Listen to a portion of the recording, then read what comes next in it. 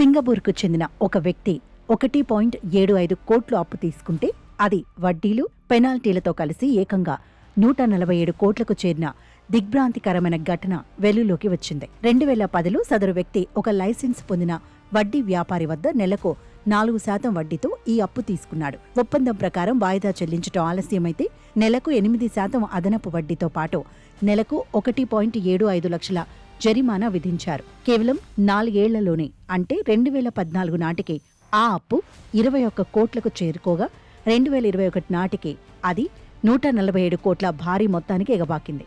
అప్పు తీర్చలేని పరిస్థితి రావడంతో అతను తన సొంత ఇంటిని 14 కోట్లకు అదే వడ్డీ వ్యాపారి సంస్థ డైరెక్టర్కి విక్రయించాల్సి వచ్చింది. తన సొంత ఇంటిని అమ్ముకున్నప్పటికీ అప్పు తీరకపోవడంతో ప్రస్తుతం అదే ఇంట్లో తన కుటుంబంతో కలిసి నెలకు 5 లక్షల నుండి 6 లక్షల అద్దెకు నివసిస్తున్నాడు. అద్దె చెల్లించలేదనే కారణంతో వడ్డీ వ్యాపారి కోర్టును ఆశ్రయించగా ఈ వ్యవహారాన్ని పరిశీలించిన సింగపూర్ హైకోర్టు జడ్జి ఫిలిప్ జయరత్నం తీవ్ర దిగ్భ్రాంతిని వ్యక్తం చేశారు. అంత తక్కువ అప్పు అంత భారీ స్థాయికి ఎలా చేరిందనే దానిపై పూర్తిస్థాయి విచారణ జరపాలని కోర్టు ఆదేశించింది. ఈ ఘటన మనస్సాక్షిని కలిచివేసేదిగా ఉందని, ఇది సమాజ నియమాలకు విరుద్ధమని జడ్జి పేర్కొన్నారు. సింగపూర్లో 2015 నుండి కొత్త వడ్డీ నిబంధనలు అమల్లోకి వచ్చినప్పటికీ ఈ అప్పు పాతది కావడంతో వడ్డీ వ్యాపారి నిబంధనల లొసుగులను వాడుకున్నట్లు తెలుస్తోంది.